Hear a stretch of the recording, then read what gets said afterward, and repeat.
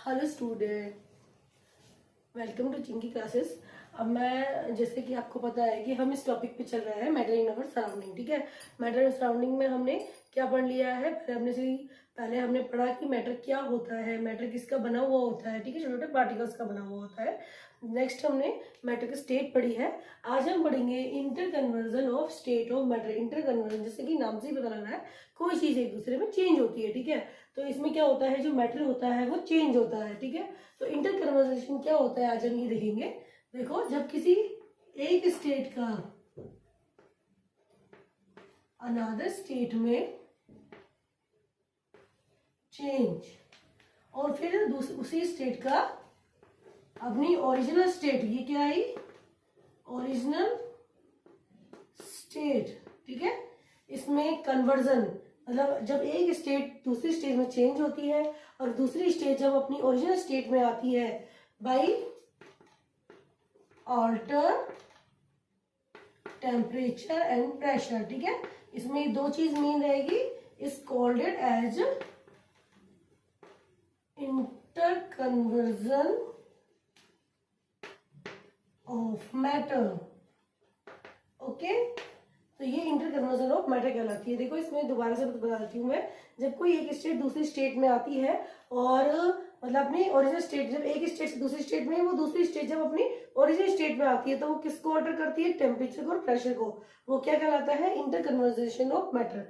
जैसे कि आप जानते हैं कि मैटर की तीन स्टेज होती है, सॉलिड, लिक्विड, गैस। तो इसमें क्या होता है कि जो सॉलिड से लिक्विड, लिक्विड से गैस, या सॉलिड से लिक्विड हो रही है, लिक्विड से सॉलिड आ रही है, तो किस तरह आएगी, आज हम इस टॉपिक में इसके बारे में पढ़ेंगे। ठीक है, इसे अब हम पढ़ेंगे कि जो इंटर कन्वर्जेशन हो रहा है वो किस पे डिपेंड कर रहा है। एक तो टेम्परेचर पर और दूसरा डिपेंड कर रहा है प्रेशर पर। ठीक है, एक डिपेंड करता है टेम्परेचर पर और एक डिपेंड करता है प्रेशर पर। अब देखो भाई, अगर हम ऑल्टर कर दें टेम्परेचर को और अगर हम ऑल्टर करें प्रेशर को, ठीक है, तो हम इसके बारे में पढ़ेंगे कि जो अगर हम दोनों को ऑल्टर कर दें तो सॉलिड, स्टेट और लिक्विड तीनों पर जो इस मैटर की स्टेट है, सॉलिड, लिक्विड और गैस, उस पर क्या इफेक्ट पड़ता है। ठीक है, फर्स्ट हम पढ़ेंगे ऑल्टर द टेम्परेचर। ठीक है, altering the temperature of matter. ठीक है, पहले हम क्या ऑल्टर करेंगे, मैटर का टेम्परेचर। हम इंटर कन्वर्ट करते हैं, इंटर कन्वर्ट किसको करेंगे, सॉलिड टू लिक्विड। ठीक है, बाय हीटिंग देम, क्या करके, हीट करके। हम किसको चेंज करेंगे, पहले अल्टरिंग द टेम्परेचर, टेम्परेचर में हम किसको चेंज करेंगे, सॉलिड से लिक्विड को। ठीक है, बाय हीटिंग देम, और लिक्विड अपनी ओरिजिनल स्टेट में आएगा सॉलिड स्टेट में, तो बाय कूलिंग देम, ठंडा करते ही वो किस में आ जाएगा, कूलिंग करने में। जैसे कि एक एग्जांपल है, हम इसको एक एग्जांपल से समझ सकते हैं। देखो, 0 डिग्री सेंटीग्रेड पर क्या होता है, 0 डिग्री सेंटीग्रेड पर क्या होता है, ice change to water. Ice किस में चेंज होती है, वाटर में चेंज होती है 0 डिग्री सेंटीग्रेड पर। ठीक है, और उसी बाय हीटिंग देम, मतलब उसको हम हीट करते हैं। ठीक है, आइस को हीट कर रहे हैं, वाटर में चेंज हो रही है। और जब वाटर को ठंडा करते हैं, कूलिंग करते हैं, और वो भी कितने पे करेंगे, 0 डिग्री सेंटीग्रेड पर, तो वो किस में चेंज हो जाएगी, आइस में चेंज हो जाएगी। ठीक है, that is the inter conversation of solid to liquid. ठीक है, ये होता है सॉलिड टू लिक्विड का इंटर कन्वर्जेशन। उसमें टेम्परेचर कितना रहता है, 0 डिग्री। अब देखो, जो टेम्परेचर होता है, जो हमारा जो टेम्परेचर है मैटर का, तो वो चार चीजों पर डिपेंड करता है।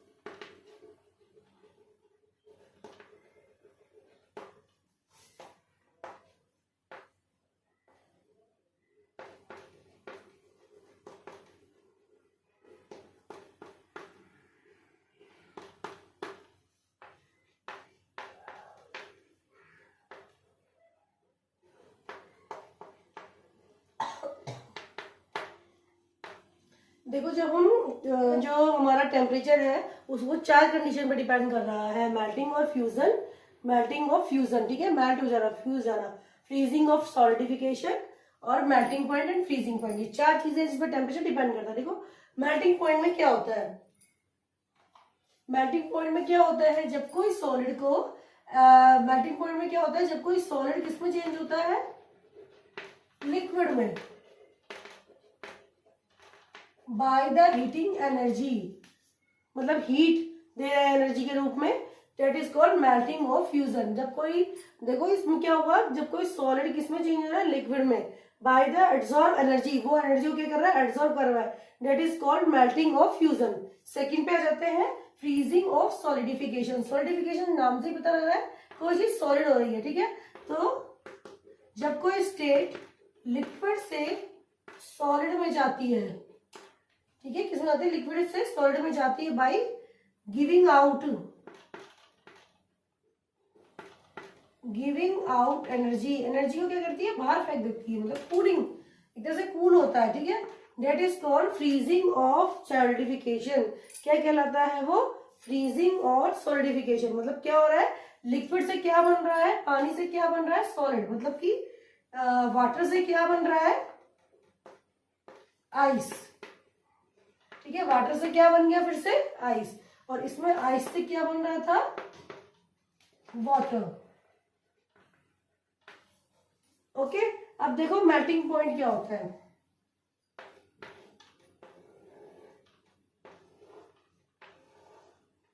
मेल्टिंग पॉइंट क्या होता है, एट द कांस्टेंट टेम्परेचर, ऐसा कोई कांस्टेंट टेम्परेचर जिस पर कोई जो होता है सॉलिड स्टेट से लिक्विड स्टेट में आता है, बाय द उसको एनर्जी के रूप में क्या लेता है वो, हीट, ठीक है, that is called the melting point. उस कांस्टेंट टेम्परेचर पर, जिस टेम्परेचर पर कोई सॉलिड लिक्विड स्टेट में बदलता है by absorbing the heating energy, is called the melting point, ठीक है, मेल्टिंग पॉइंट कहलाता है। सॉलिड में तो क्या हो गया भाई, आइस हो गया, और लिक्विड में क्या हो गया, वाटर हो गया, ठीक है। अब देखो फ्रीजिंग पॉइंट क्या होता है, एट द कांस्टेंट टेम्परेचर जिस पर कोई लिक्विड सॉलिड में चेंज होता है, by the giving out the energy को बाहर फेंकते हुए, मतलब कि उसको एनर्जी नहीं चाहिए होती, कूलिंग, मतलब कूलिंग भी लिख सकते हैं हम इसको, is called as the freezing point, ठीक है। फ्रीजिंग पॉइंट क्या कहलाता है, at the constant temperature in which liquid change to the solid by the giving out the energy is called the freezing point, वो क्या कहलाता है उसका, फ्रीजिंग पॉइंट। तो इन ये चार चीजें हैं, इन पर क्या होता है, टेम्परेचर डिपेंड करता है, ओके। इसको आप अपनी नोटबुक में उतार लिए, बहुत इंपॉर्टेंट है ये। अब हम इसकी न्यूमेरिकल वैल्यू देखें तो क्या हुई, ice of the melting point किसके बराबर हुआ,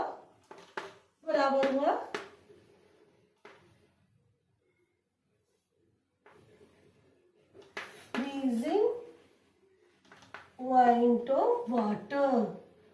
और ये कितना कितना होता है, 0 डिग्री सेंटीग्रेड, और ये भी कितना होता है, 0 डिग्री सेंटीग्रेड, ठीक है। तो इसकी ये न्यूमेरिकल वैल्यू है कि ice of the melting point किसके बराबर हुआ, फ्रीजिंग पॉइंट ऑफ वाटर के, ठीक है, और वो कितना होता है, 0 डिग्री होता है, ओके। अब है इसका एक्सप्लेनेशन, अब हम इसके एक्सप्लेनेशन की बात करते हैं। एक्सप्लेनेशन में क्या होता है, देखो हम क्या कर रहे हैं, सॉलिड को मेल्ट कर रहे हैं, लिक्विड में, और लिक्विड, ठीक है, सॉलिड को किसमें मेल्ट कर रहे हैं, लिक्विड में। तो सॉलिड में क्या होता है, देखो सॉलिड क्या होती है, आइस होती है, ठीक है, और लिक्विड क्या हो गया, वाटर हो गया। ये तो सॉलिड है, ये लिक्विड है। सॉलिड में जब हम सॉलिड को जब गर्म करते हैं, ठीक है, हीट बाय हीटिंग दैम, जब उसको गर्म करते हैं तो क्या होता है, सॉलिड की काइनेटिक एनर्जी जो होती है, जो हम पहले पढ़ चुके हैं वो इंक्रीज हो जाती है। जैसे ही काइनेटिक एनर्जी इंक्रीज होती है, जो पार्टिकल्स ऑफ द मॉलिक्यूल्स होते हैं वो अपने जगह से क्या करते हैं, हिलने लगते हैं, मतलब रोटेट करने लगते हैं। जो उनके बीच में जो फोर्स ऑफ अट्रैक्शन होता है वो कम होने लगता है जैसे हीटिंग देंगे, ठीक है, वो वाइब्रेट करेंगे, रोटेट होंगे, और ऐसा एक टेम्परेचर आएगा जिस पर क्या होंगे, वो बॉन्ड टूट जाएंगे, मतलब फोर्स ऑफ अट्रैक्शन बिल्कुल वीक हो जाएगा। वीक होने के बाद वो सॉलिड किस में मेल्ट हो जाएगा, लिक्विड में मेल्ट हो जाएगा, ठीक है। This is the theory of the solid melt to the liquid by the heating them. Okay, तो ये इसका एक्सप्लेनेशन है due to the kinetic energy. Kinetic energy की वजह से क्या होता है कि वो चीज क्या होती है, ब्रेक हो जाती है। जो फोर्स ऑफ अट्रैक्शन है, जो मॉलिक्यूल्स है, जो क्योंकि सॉलिड में क्या होते हैं, सारे जो पार्टिकल्स होते हैं वो बिल्कुल अपनी जगह पे होते हैं, मतलब रिजिडिटी होती है सॉलिड में। रिजिडिटी के कारण क्या होता है, ये एक पर्टिकुलर शेप में रहता है। तो जैसे ही हम इसको गर्म करेंगे तो रिजिडिटी खत्म हो जाएगी, शेप भी खत्म हो जाएगी, फोर्स ऑफ अट्रैक्शन भी कम होने लगेगा। कम होने की वजह से मेल्ट हो जाएगा सॉलिड, और किसमें चेंज जाएगा, लिक्विड में, due to the kinetic energy. Okay, तो ये इसका सेकंड है।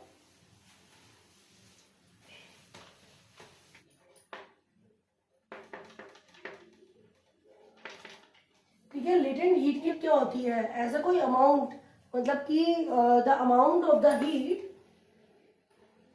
अमाउंट ऑफ द हीट जो कि जरूरी होती है वन स्टेट से अनदर स्टेट में जाने के लिए,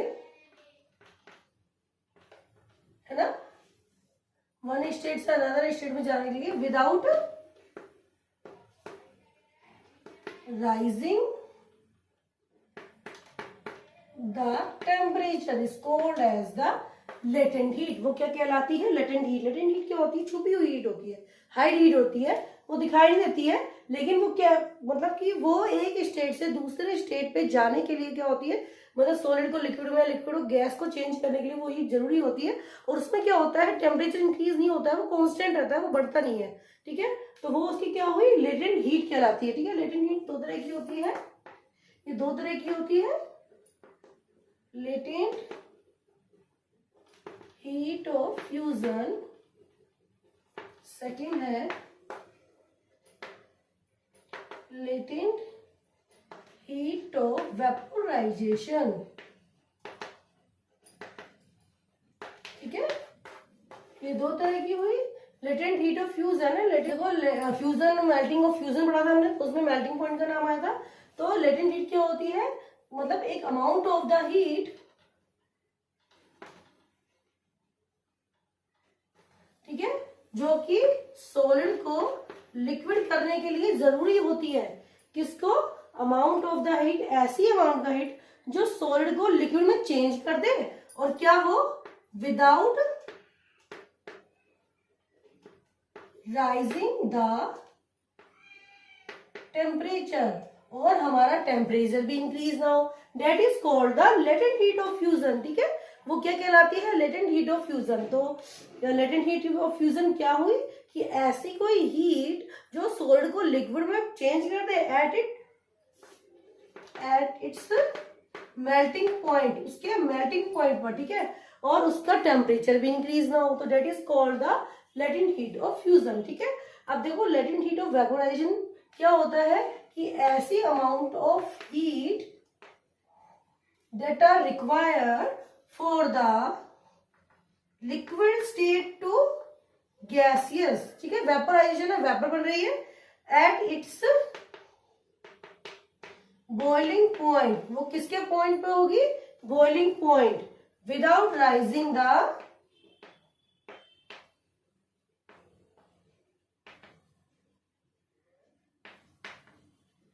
टेम्परेचर, ठीक है, बिना किसी टेम्परेचर को राइज किए हुए, it is called the latent heat of vaporisation. Latent heat of vaporisation क्या होता है कि ऐसी एक अमाउंट का, ऐसा अमाउंट, टेम्परेचर का अमाउंट, मतलब इतना हमें टेम्परेचर चाहिए होता है जो कि लिक्विड स्टेट से गैस स्टेट में भी आ जाए, उसके बॉइलिंग पॉइंट पे, मतलब कि वो बॉइल भी हो जाए और उसका टेम्परेचर भी राइज नहीं हो, that is called the latent heat. जैसे कि मैंने बताया था, लेटेंट हीट होती है छुपी हुई हाई हीट, ठीक है। तो ये होती है हमारी लेटेंट हीट। नेक्स्ट है, अभी हमने इंटर कन्वर्सेशन पढ़ा था सॉलिड टू लिक्विड, अब हम पढ़ेंगे लिक्विड टू गैस।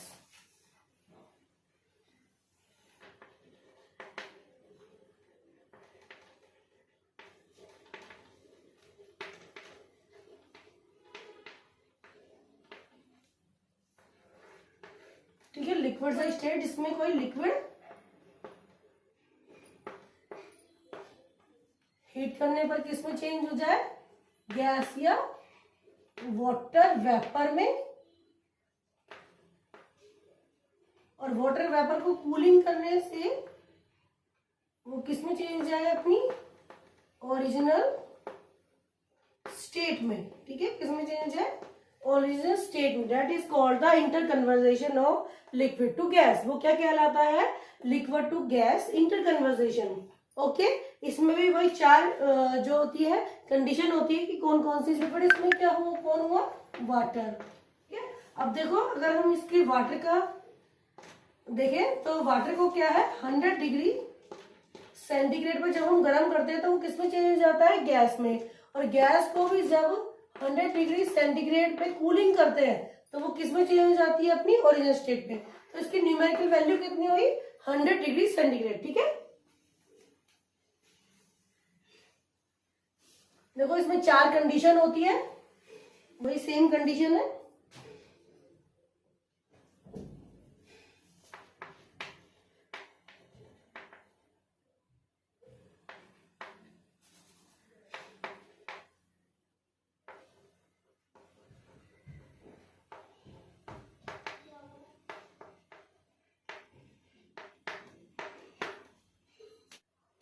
देखो बॉइलिंग पॉइंट क्या होता है, कंडेंसेशन ऑफ लिक्विफेक्शन क्या होता है, बॉइलिंग पॉइंट क्या होता है, कंडेंसेशन पॉइंट क्या होता है, इसके बारे में जानेंगे। इसको अपनी नोटबुक में नोट कर लेना, बहुत इंपॉर्टेंट है ये, बहुत बार पेपर पूछ जाता है और बहुत कंफ्यूजिंग रहता है। ठीक है, देखो जब बॉइलिंग पॉइंट क्या होता है, बॉइलिंग पॉइंट में क्या होता है, ऐसा कोई प्रोसेस जिसमें कोई जो लिक्विड स्टेट से गैसेस स्टेट में आता है, मतलब कि क्या हो रहा है, ऐसे कोई process by the absorbing heat energy, किसको एब्सॉर्ब करके, heat energy, that is called the boiling और वेपोराइजेशन। वो क्या कहलाता है, बॉइलिंग या वेपोराइजेशन कहलाता है। ठीक है, सेम है, उसके जैसा ही है, जैसे हमने उसमें पढ़ा था मेल्टिंग, तो ये बॉइलिंग है। ठीक है, कंडेंसेशन में भी क्या होता है, ऐसा कोई प्रोसेस जिसमें गैस या वाटर वेपर कन्वर्ट होता है लिक्विड में, ठीक है, by the giving out heat energy, किसको, giving out heat energy is called as condensation of liquefaction. वो क्या कहलाता है, कंडेंसेशन कहलाता है। ठीक है, बॉइलिंग पॉइंट क्या हुआ, एट द कांस्टेंट टेम्परेचर, ऐसा कोई कांस्टेंट टेम्परेचर जिस पर कोई लिक्विड कौन सी स्टेट में जा रहा है, गैस या वाटर वेपर स्टेट में, लिक्विड स्टेट से गैस स्टेट में जा रहा है, बाय द हीटिंग एनर्जी। ठीक है, किसके द्वारा, heating, absorbing heating energy, sorry, absorbing heating energy is called the boiling point. वो क्या कहलाता है, बॉइलिंग पॉइंट। जैसे नाम से बता रहा है, कोई चीज बॉइल हो रही है, गर्म हो रही है, गर्म कौन होगा, वाटर होगा। ठीक है, तो ये जो लिक्विड हमारा वाटर है, वाटर जो हो रहा है वो किस में जा रहा है, गैस में जा रहा है, by the heating, by the absorbing heating energy is called as the boiling point. ऐसा कोई कांस्टेंट टेम्परेचर, वो टेम्परेचर कांस्टेंट होना चाहिए। कंडेंसेशन पॉइंट, ऐसा कोई कांस्टेंट टेम्परेचर जिस पर कोई गैस फिर से कन्वर्ट हो रही है लिक्विड में। ये गैस किस में कन्वर्ट हो रही है, लिक्विड में, by the giving out heat energy is called as the condensation point. वो क्या कहलाता है, कंडेंसेशन पॉइंट। तो ये चार कुछ मेथड है, इन चारों मेथड पर जो होता है हमारा जो टेम्परेचर का, जो गैस, लिक्विड से गैस जो चेंज हो रहा है, इंटर कन्वर्सेशन हो रहा है, वो डिपेंड करता है। ठीक है, ये भी आप अपनी नोटबुक में उतार लेना, ये बहुत इंपॉर्टेंट है और ये इस तरह याद भी रहेगा। मतलब कांस्टेंट टेम्परेचर है, किस में नहीं है, किस में है, मतलब ये सब चीजें बहुत कंफ्यूजिंग होती है, बहुत जल्दी हम भूल जाते हैं। तो इस तरह ये याद भी रहेंगे कि कौन से पॉइंट हमने किसमें याद किए थे। ठीक है, ये पॉइंट है हमारा, हम जो पढ़ रहे हैं inter conversation of liquid to gas, ये पॉइंट उसमें आएंगे। ओके, तो ये चार पॉइंट है, इस पे ये डिपेंड करते हैं। अगर हम इसकी न्यूमेरिकल वैल्यू देखें,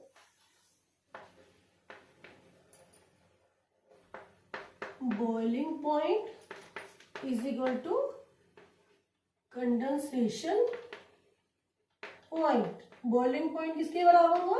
कंडेंसेशन पॉइंट के। अगर ये 100 डिग्री सेंटीग्रेड है तो ये भी कितना होगा? 100 डिग्री सेंटीग्रेड। जितने भी गर्म होगा उतने भी कूल होगा। और अगर इसका केल्विन में देखें कि कितना होता है, 373 केल्विन। इसका हम एक्सप्लेनेशन देखते हैं। ये किस तरह चेंज होता है, ठीक है। जैसे कि मैंने आपको पहले भी बताया था, इंटर कन्वर्जेशन ऑफ द जो हमारा सॉलिड से लिक्विड में आता है, उसमें भी इसमें भी सेम वही होता है। जो इसमें क्या होता है, जो वाटर होता है, वाटर में भी थोड़े से फोर्स लूज हो जाते हैं, मॉलिक्यूल थोड़े दूर हो जाते हैं, लेकिन फिर से वो उसने क्या करा कि एनर्जी को एब्जॉर्ब कर लिया। एनर्जी को एब्जॉर्ब कर लेगा तो फिर से उसकी क्या हो जाएगी? काइनेटिक एनर्जी और इंक्रीज हो जाएगी। जैसे काइनेटिक एनर्जी इंक्रीज होगी, मॉलिक्यूल्स फिर से क्या करने लगेंगे? वाइब्रेट करने लगेंगे। क्या करने लगेंगे? वाइब्रेट करने लगेंगे। वाइब्रेट करेंगे मतलब उसके जो फोर्स ऑफ अट्रैक्शन है, फोर्स ऑफ अट्रैक्शन है, वो वीक हो जाएगा। क्या हो जाएगा? वीक हो जाएगा। वीक होने से क्या होगा? उसके बोन टूट जाएंगे और वो किस में मेल्ट हो जाएगा? गैस में आ जाएगा, वेपर में आ जाएगा, ठीक है। मतलब फ्रीली मूव करने वाले हो जाएंगे और वो वेपर में आ जाएगा। तो इस तरह क्या होता है, जो हमारा गैस रहता है, वो जो हमारी लिक्विड होती है, वो गैस में चेंज होते हैं। लेटेंट हीट ऑफ वेपोराइजेशन, ठीक है। लेटेंट हीट ऑफ वेपोराइजेशन बोलते हैं उसको, कि द ऐसा कोई अमाउंट, मतलब कि ऐसा कोई temperature, amount of the heat, मतलब क्या हुआ? ऐसा कोई amount of heat that is required. जैसे मान ले कि 1 किलो हमको लिक्विड को चेंज करने में, ठीक है, हमको 1 किलो लिक्विड को चेंज करने में जितनी गैस की जरूरत है, ठीक है, विदाउट राइजिंग द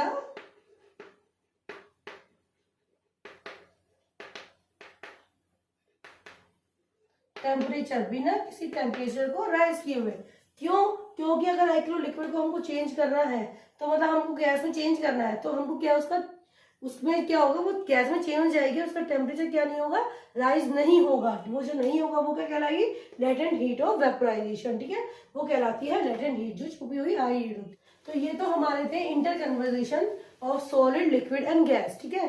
तो ये जो होती है, जो सॉलिड, लिक्विड, गैस का जो इंटर कन्वर्जेशन था वो हमने पढ़ा। अब आप इसको एक बार लर्न करना और इसको एक बार देखना, तो देखोगे तो आपको पता लगेगा कि इसमें मतलब कौन कौन सा पॉइंट है जो आप नोट कर सकते हैं। मैंने केवल पॉइंट, टेम्परेचर का इफेक्ट तो पढ़ लिया। अब हम पढ़ेंगे effect of the pressure. Effect of the pressure.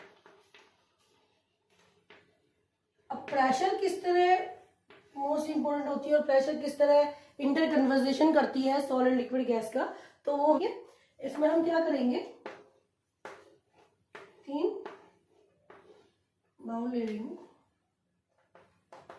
एक में तो हमने क्या भर दी? गैस भर दी।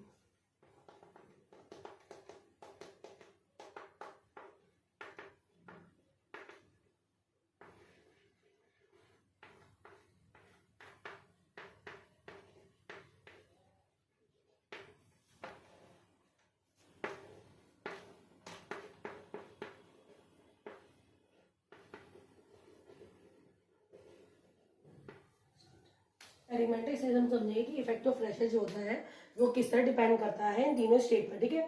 देखो हमने जब इस पर बहुत ज़्यादा, जो हम क्या करते हैं कि हमने 3 सिलेंडर लिए हैं। ये तीनों सिलेंडर में पता है इसमें पहले गैस भरी हुई है, बाद में ये लिक्विड पे आया, देन ये जब हमने प्रेशर लगा तो सिलेंडर पे आ गया, ठीक है।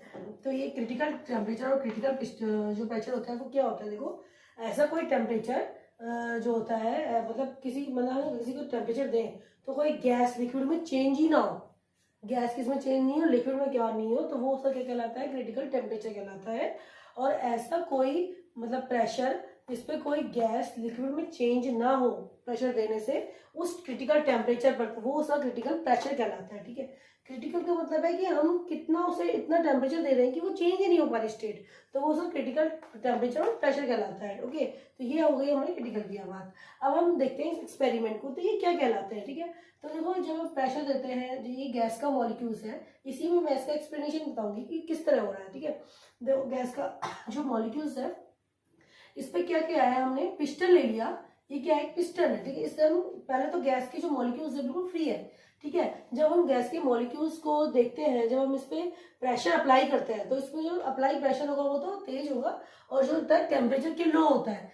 क्यों होता है टेम्परेचर लो? अगर हम इसको ज्यादा दे देंगे तो इसकी काइनेटिक एनर्जी बढ़ जाएगी, जिससे क्या होगा, ये और दूर दूर हो जाएंगे। इसलिए हम टेम्परेचर क्या करते हैं, लो करते हैं, ठीक है।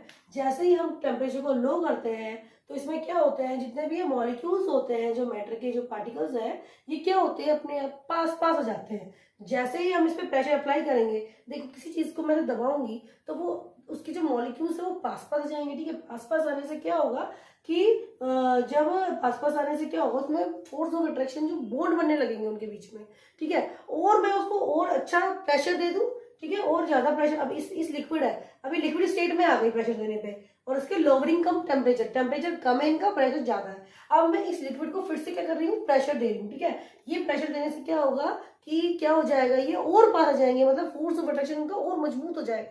जितना फोर्स ऑफ अट्रैक्शन मजबूत होगा, वो स्टेट किस में चेंज हो जाएगी, सॉलिड स्टेट में चेंज हो जाएगी, ठीक है। इस तरह जो होता है इफेक्ट ऑफ प्रेशर होता है, इफेक्ट ऑफ प्रेशर होता है, वो काम करता है, ठीक है। हम इसमें क्या कर रहे हैं, applying the pressure and lowering the temperature. क्या कर रहे हैं, टेम्परेचर को अप्लाई कर रहे हैं और प्रेशर को अप्लाई कर रहे हैं और टेम्परेचर को लो कर रहे हैं, ठीक है। टेम्परेचर लो करने पे ही प्रेशर दे जाता है, ठीक है। और देखो जब अब ये सॉलिड में चेंज हो गया। अगर हम एग्जांपल की बात करें, ड्राई CO2, देखो इसमें क्या होता है, आपने नाम सुना होगा dry CO2, dry carbon dioxide होती है ये। ड्राई CO2 इसको क्यों बोलते हैं, देखो क्योंकि अगर हम CO2 को जब हम अप्लाई करते हैं, मतलब इसमें प्रेशर अप्लाई करेंगे, तो पहले लिक्विड में जानी चाहिए, फिर किसमें जानी चाहिए, सॉलिड में जानी चाहिए। लेकिन क्या होता है, हम इसमें इतना प्रेशर अप्लाई करते हैं कि जो CO2 होती है वो गैसेस में गैस से किस में चेंज होती है, डायरेक्टली गैस में से किस में चेंज हो जाएगी, डायरेक्टली सॉलिड में, ठीक है। इसकी जो लिक्विड स्टेज होती है वो आती ही नहीं है, तो इसलिए इसको क्या बोलते हैं, ड्राई CO2। सूखी मतलब ड्राई मतलब सूखा, ठीक है, तो ड्राई CO2 बोलते हैं। तो ये है ड्राई CO2 का, कि हमने इस पे इतना, इसमें क्या किया हमने, प्रेशर को अप्लाई किया है, तेज प्रेशर है, और लोअरिंग द टेम्परेचर को क्या रखा है, लो रखा है। फिर टेम्परेचर को लो रख के CO2 किस में कन्वर्ट हो जाती है, सॉलिड में। लिक्विड स्टेट में न जाने की बजाय वो किस में चेंज हो जाएगी, डायरेक्ट सॉलिड में। तो इसे बोलते हैं ड्राई CO2, ओके। तो the temperature and the effect of the pressure है, वो तीनों स्टेट में किस तरह मैटर करता है, ठीक है। तो ये आपको सारा लर्न करना है, ओके। तो आई होप कि आपको समझ आया होगा। अगर आपको मेरा वीडियो अच्छा लगे तो please like, share and subscribe, and comment में जरूर बताना कि आपको मेरा वीडियो कैसा लगा।